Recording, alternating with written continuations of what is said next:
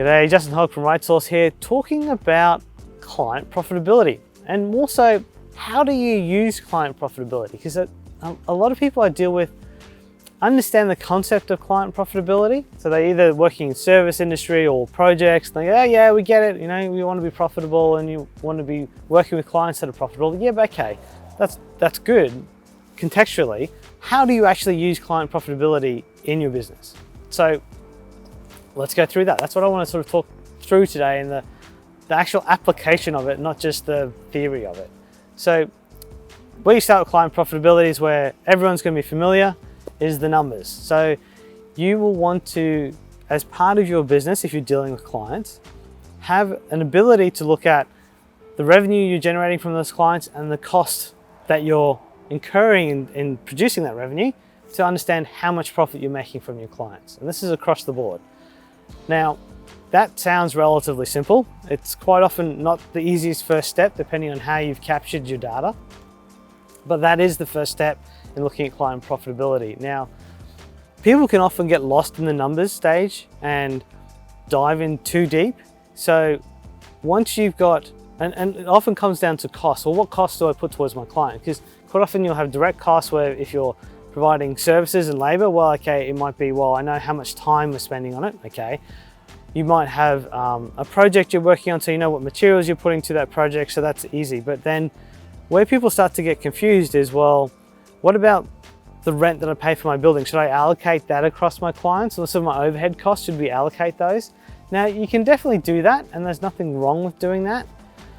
I personally prefer not to do that, because you can spend a lot of time trying to work out the best method to allocate overheads, where really it ends up being artificial anyway. I tend to not worry about allocating overhead and spending the time looking at that, and effectively use a hurdle method in terms of whether I consider clients profitable or not. So when I say a hurdle method, what I'm looking at is going, okay, well, overhead costs, or the cost we can't allocate to clients, is a certain percentage of revenue. So say it's 20% of revenue. Well, that way you know that in terms of when you're looking at your client, if they're not making a 20% profit, well, they're not actually covering all the overhead costs potentially. And it's potentially because there's a mix of things, and there's a reason why you might have a client that's only contributing 10% because maybe there's other benefits you have in having them. So it's not black and white with this, and that's very important with the number side. It's not black and white. What you're just trying to get an idea of is the relative profitability of your clients. So once you've got the number side, the hard facts to an extent, the next thing to overlay with that is, in some respects, is your gut feeling, or how much do you enjoy working with those clients, or how hard are those clients? And this will be something very easy to do. So you can have a list of your clients and you go, okay, give me a description, and this is what I'll do if I'm working with the client, specifically in trying to work out their particular client profitability, is go, well, tell me how each of your clients, how you feel about dealing with them. So, and quite quickly you go, well, that one never causes any trouble. This one's an in and out. This one is always calling me. This one calls me on weekends. This one is never happy with the work. You'll get a quick understanding of the relative ease of each of the clients and how they work with you. And you want to combine that with the financial side. And that then will give you an ability to rank your clients, now A, B, C, D, or basically into 4 types is how I normally go about it. So your A clients are ones that are profitable and that are easy to work with. So they're the ones that you value the most, because 1, they make money for your business, but 2, there's a good fit because the services you're providing is exactly what they need, and they're happy with the service that's getting provided. So it's easy, it's seamless, it works well.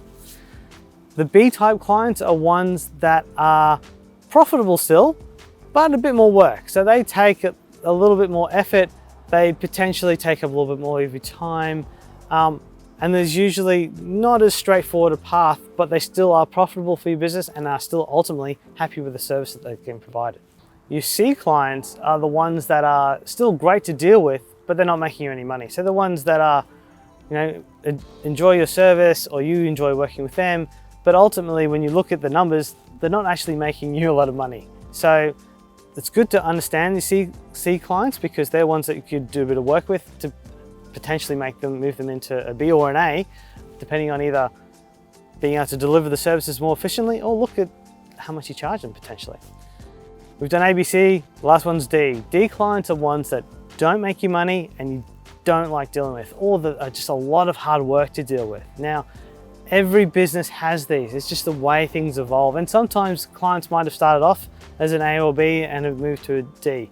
It's the way that both your business is evolving, but also their business is evolving too. So things change. What's important is to understand when you've got D clients, because D clients, not only are they unprofitable, they're actually the most dangerous clients to your business, because they're the ones that chew up a whole heap of your time. And if you just let things flow naturally, what you'll find is you deal with the people who are calling you up, who are having problems, who are having issues, or aren't paying their bills. They're the ones that you're spending all your time on.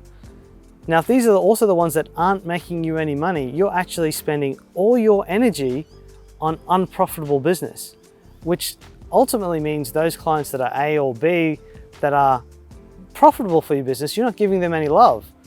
And the worst thing that could happen is that you lose your A clients while you do the work to make sure you keep your D clients. So being aware of this allows you to take control of your business and drive it towards the clientele that makes your working life enjoyable, which is what we all want to do. So, get rid of D clients. Well, that sounds really easy. It is one of the hardest things to do as a business owner, to actually ask clients to leave. Some business owners try and do this without asking them to leave. Now, how do you do this? Well, you stop providing them a good service. I don't like doing that. Like, I want to provide everyone a good service. If I can't provide someone a good service, they're not the right fit. I'm not going to provide someone a poor service to try and get them to leave, because the work that can actually start them talking about my business and the poor quality they've received, which would be true and which would be terrible. So I do not agree with trying to ostracize your client. You need to have an upfront conversation with them. So if you've got a D client that is unprofitable, isn't fitting in with your service method or the way you run projects, you need to sit down and have a conversation with them. Now, this conversation needs to be honest and upfront. So you need to talk about either the fact, what is it that they're doing that makes them a D client? If they're unprofitable, there's a discussion that needs to have around fees and how much you charge them, how they pay you. If they're not following the process in terms of how you interact with clients, or they're expecting services that's out of scope to them, you need to have that conversation and make them aware of it. Now, ultimately, the outcome of this conversation is that there is no solution. If you're clear on that being the outcome, well then, as the owner of the business, you need to be able to say, well, I don't think we can service you as a client anymore, and look to go through an exit process. Now, why this is also hard, just from a cognitive point of view, is when you're running a business, you're trying to provide the best service you can to all your clients. And that's what you want to do. And you want them to be your client. Quite often you tell them, yes, we love you being our client. To then have a meeting to say, look, we've enjoyed the relationship, but it's now time for it to end. There isn't a fun way to do that. That is just hard work. But as a business owner, having those conversations allows you that control of your business to move it back into the areas that you want to be operating in. A lot of us don't get to that point of having a conversation and getting rid of those D clients, and we hope some other external factor causes it. But if we get through that point and we are able to offboard those clients and do it in a respectful way and maintain that integrity, it helps obviously the profitability of the business and how you run your business.